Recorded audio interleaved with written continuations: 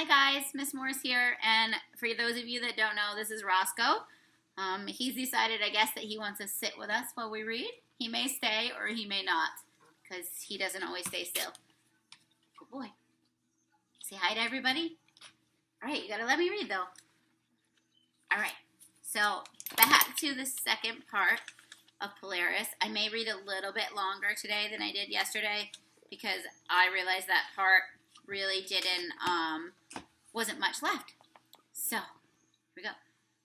The main mast was like a tall, skinny tree shooting skyward, sprouting yardrums instead of branches and clothed in sails instead of leaves. Manny was halfway up, swaying from side to side as the ship rolled on the waves, with a bucket of stinky grease in one hand and a brush in the other. That left Manny short for manual.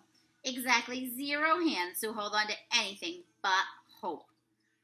Ship's boys were listed last in the muster book and fed last at mealtime.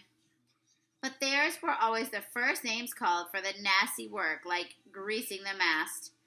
Manny gripped the rope rigging and, with bare, callous feet, leaned forward and said a little prayer.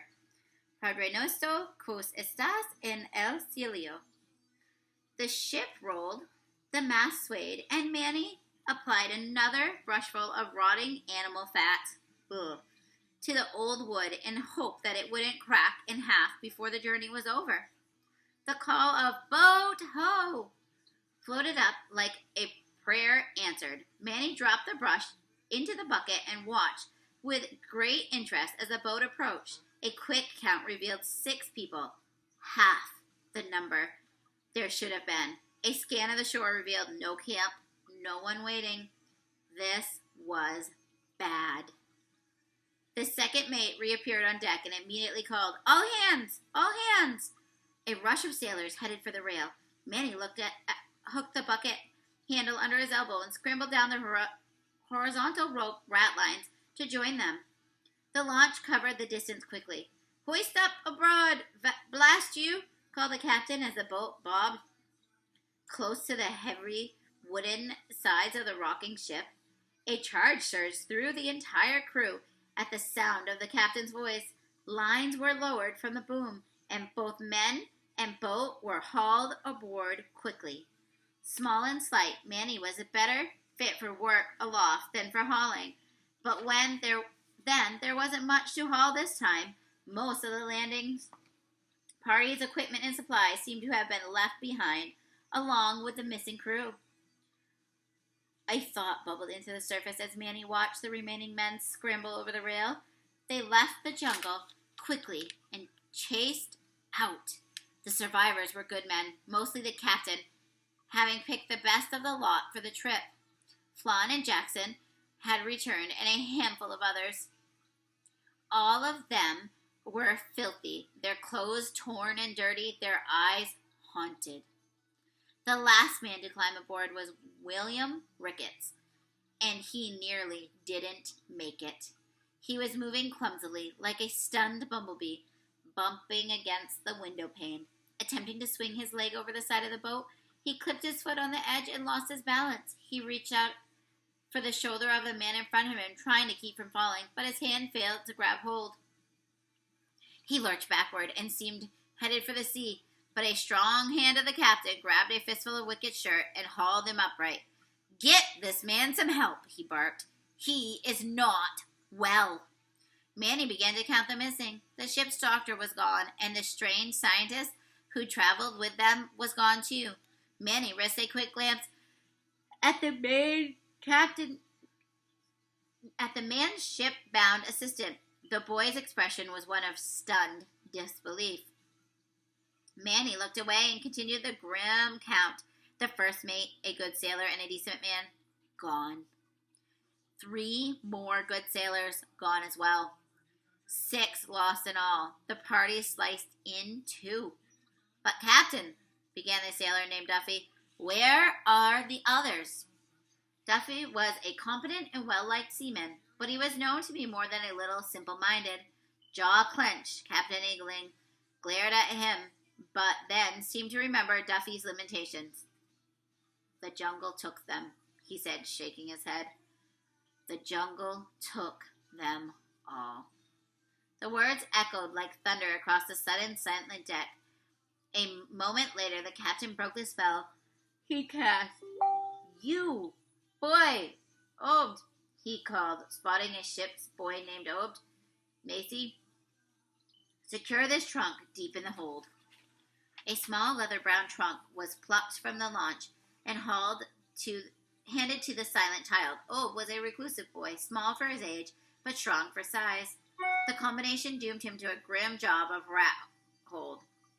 As a result, he spent as much time in the dark, stinking confines of the hold as Manny spent aloft, nestled in the blue skies of the rigging.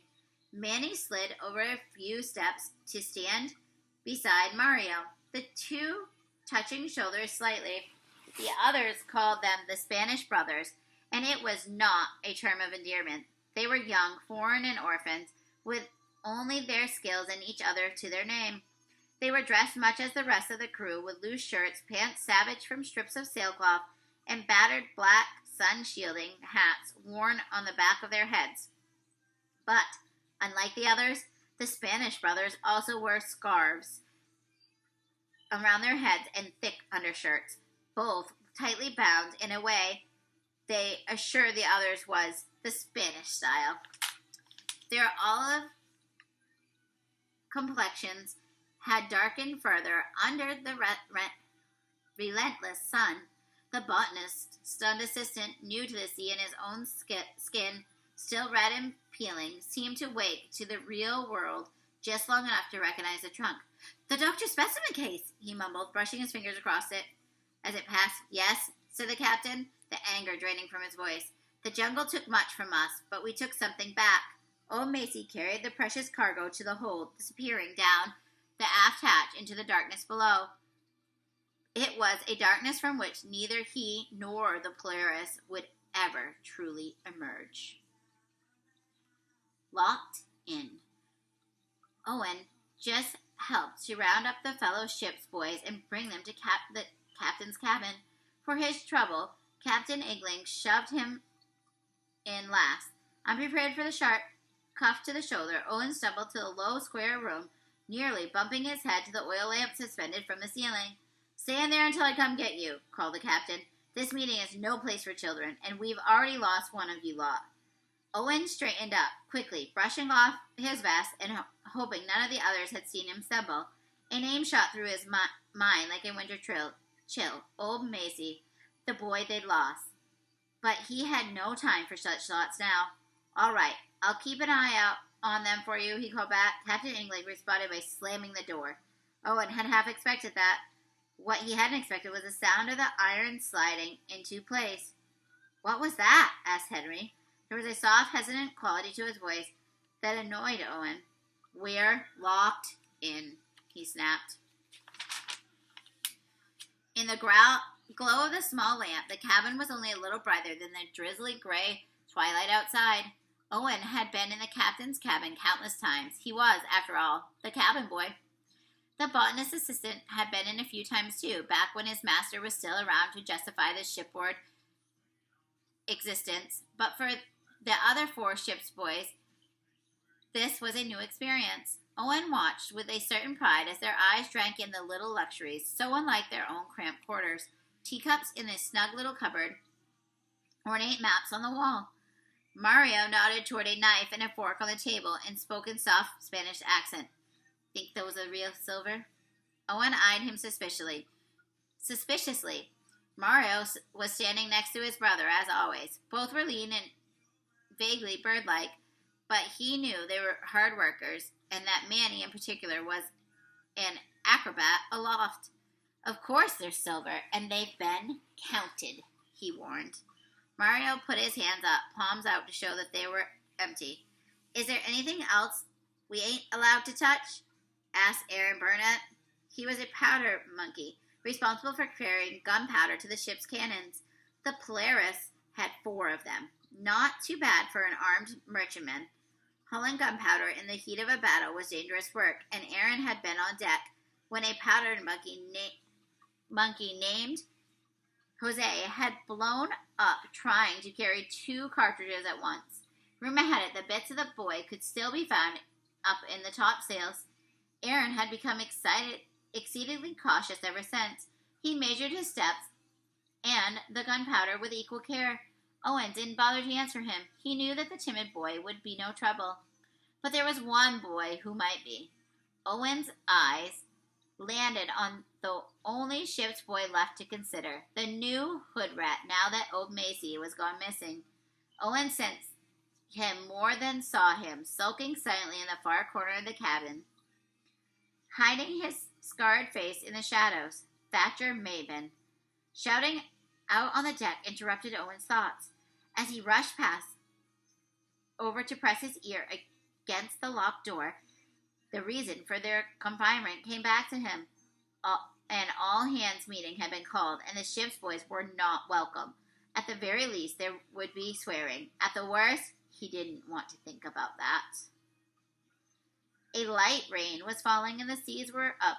A storm was approaching, but the tensions on board had little to do with the worsening weather. The uneasy feeling that had been rising steadily for the last week, ever since the doomed inland expedition had returned, the ship had immediately set sail for home. The loss of so many men had taken a toll. Everyone on board had lost a friend or 6, and of course their absence left that much more work for the survivors. The demise of the popular and proficient first mate was especially heavy blow. Now the former second mate, the door, and the hard-driving William Shannon oversaw the day-to-day running of the ship, and almost as bad for the crew's morale as for the loss of their own comrades was the lack of any real explanation. What exactly had happened out there in the dark precincts of the jungle? The captain had forbidden any open discussion on the matter. To question the captain was to risk flogging or even hanging. But down in the crew quarters, Owen had heard whispered rumors spread. There was a lot of strange tropical sickness and a wild tales of a beast in the night. And as much as he heard, Owen knew there wasn't much more being shared in secret. The sailors had never trusted the captain's nephew, but trusted or not, he witnessed some of the strange happenings below deck himself. The sights and the sound and even the smells seemed to bring those rumors to life. Now the ship had dropped anchor, sheltering from the wind in the lee of the small island, preparing to ride out the storm in every sense. With a dark mood nearly unbearable, a meeting had finally been called. Suddenly there were more shouts on the deck. Owen leaned in, but the wooden door was too thick, and the wind outside too strong for him to make out the words. He cupped his hand around his right ear and moved over to the narrow gap of the door frame. He could sense the others crowding around behind him. "What are they saying?" Aaron asked. "Shh," said Owen, closing his eyes and trying to concentrate. The steady drone of the half-dozen people talking at once was mostly drowned out by the wind, but the gust died down for a moment, and a single shout cut through the air. "Hand over wickets!" Owen heard it clearly. Not just the words, but the voice. It was the first mate, William Shannon. But who was he shouting at? It couldn't possibly be. "Stand down, Shannon!" Owen gasped. It was the captain's voice. "He's a sick man, and he'll get our care," the captain continued. There was a murmuring of agreement. "Sick!" shouted Shannon, and the murmuring changed to an angry grumble. "The man is in..." The whipping wind returned, whistling through the gap in the doorframe and carrying away the rest of Shannon's words. Owen slumped to the floor, stunned what he had just heard. The first mate arguing with the captain. "What did you hear?" repeated Aaron. Owen looked up at him, his eyes wide with disbelief, and spoke a single word. It was a word that even sailors who called sharks Johnnies and made light of the most dangerous conditions seldom dared to speak. It was a word like dark magic. Mutiny. All right, that was the end of our chapter for today, and we will continue on to see what happens with the mutinous pirates. Have a good afternoon, guys.